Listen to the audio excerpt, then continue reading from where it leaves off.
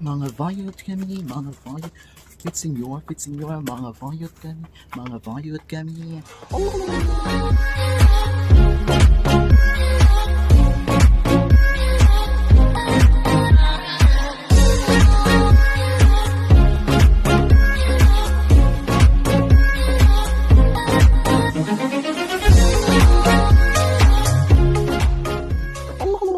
Nandito naman ang yung mamang Joella. Mayroon siyang mga baby, bromeliads, mayroon akong mga pups. So ngayong araw, okay, ita-transplant ko sila. Okay, I just had them cut from their mom, okay, from their bromeliad moms. And then, okay, nagbili ako ng tatamnan, okay, ng mga pots sa sa Tannings. At saka ang dami nila, no? I cannot even accommodate them all kasi 10 lang ang nabili ko. So, di ba mga baby, sa mga mahilig bromeliad dyan, ako pala si Queen of Love, and Queen of Bromeliads. Okay, let's what's out. So, I will start transplanting them into the pot. Blah, blah, blah. Nandito naman ang iyong mamang Joella. Hindi lang siya pang live streaming, kundi pang garden pa, organic garden. So, nandito naman tayo sa ating visyong pang halaman na bromeliad. So, ang dami kong na-harvest this morning. Okay.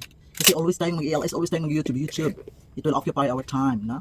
Okay, tapos, we should have time also to our garden, to our surroundings, ganito, gano'n. So, magta-transplant tayo ng mga, mga pups, ng mga bromeliad natin.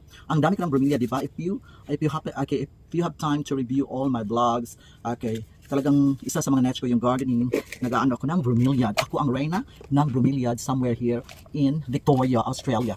Malapit sa Melbourne. Kasi yung mga tanim ko, it's not really native from here. And considering na ang Melbourne or ang Victoria ang malamig na lugar, hindi talaga siya dito tumutubot ng mabuti. Tagalog ko.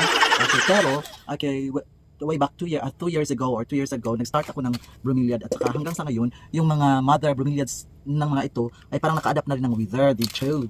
Kaya pinaparami ko siya. Okay. May mga pangalan ito, di ba?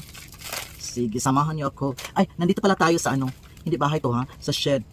Working tools shed. Okay. Dito sa Australia, every house, meron tinatawag silang shed, no? From which doon nilalagay ang lahat ng mga anek-anek na mga tools, farm tools, gardening tools, like mga mower, yung mga martilyo, gabas at iba pang mga screw. So dito 'yan, So by the way, may nagawa na akong isa na. Okay, 'yan. So kung pag binili ko ito dito from Queensland and New South Wales, ang isa ranges from $15 to $30. Maiba pa nga yung rare talaga is talagang 100 plus 200. Oh my God. Okay. Kaya pag marami na ako, pwede na ako magnegosyo. Okay, di ba? Okay, ganon. Okay, sige, pangalawa. Maganda siya, di ba? Mapula-pula. So ito lang natin, aside from a YouTuber, aside from vlogger or live streamer host, ito yung totoong buhay ko dito. Nag-garden din ako. Mas maganda naman talaga pag may garden ka. Okay, di ba? So to break the monotony, you have to go out and do your garden. Okay, hindi lang parating nasa mukha natin yung computer, laptop natin, ha? Masisira ang ating mga mata. Okay, di ba? Okay, so mayroon na tayo. Pangalawa. Okay. So may mga pangalan yan, pero hindi ko na-memorize. Yung mga mother brooms nila, meron silang mga pangalan. Kasi dito sa Australia, pag nagbibinta ka ng mga flowerets, may mga pangalan yan. They're very specific on names. Curva. Okay. Ayun. Okay. At ipapakita ko sa inyo ang matatapos kong pagtatanim ng pagtransplant ko nito. Mga kaulok, mga kakwela. Okay. Labang ba ikaw lang nandiyan ng ating finished product. Charot na. So may nagawa akong 10 lang. Kasi only bought 10 of those. Okay, yung flower pots ba, di ba? Okay, magkaiba-iba ang kanilang kulay. Okay. Tagalog si mama ngayon. So, ganyan. Okay. Di ba? Can you see how gorgeous are they? Okay, they're so gorgeous. Okay. So, ayan. Ang 10 new babies ko added to my collection. But actually, mga babies lang sila sa mga old broms ko. Okay, at least, may ginansya na ang violet sa iyang gastos, sa iyang bromeliad. Kasi binibili ko ang bromeliad dito mga violet. No? Binibili ko sila doon from Queensland, no? Sa maiinit na lugar ng Australia. Pero, they were already adopted here. So, ayan, di ba? Okay, tutubo na yan. Okay, that is the ideal size para i-transplant sila. Tapos pag maganda na sila, malaki-laki na sila ang kanilang katawan, I can also transplant them in a very nice pot. Oh, ayan. Sana masaya kayo sa aking ginawa. Okay, welcome baby proms. Welcome to Mamang Joella. Welcome to the family. Yan, mga kakwela, mga kaulok-ulok. Okay, yan po ang ating hobby here. Aside from vlogging, aside from being a live streamer host, okay, meron din tayong dapat okay, hobby na gagawin. So, 'di ba? Nakikita niyo naman sa aking mga previous vlog na si Mamang ay may medyo hindi naman kalakihang garden.